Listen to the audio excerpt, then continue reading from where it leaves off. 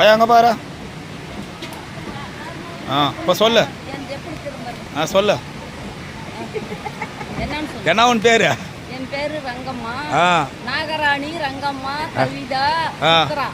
எத்தனை வருஷம் சாப்பாடு செய்கிறீங்க? நாங்கள் இப்போ 35 வருஷமா செய்கிறோம். ஒகேனக்கல்ல எல்லாரும் வாங்க, சுவையான மீன் குழம்பு சாப்பிட்டு போங்க. கல்லில் தான் மசால் பண்ணுறீங்க. கல்லில் தான் ஆட்டி தான் செய்கிறோம். ஆமாம். இவங்க தான் ஓனரா? எங்க சிரிக்க மாட்டுறாங்களே. ஓகே. நீ உனக்கு பேர் சித்ராவா?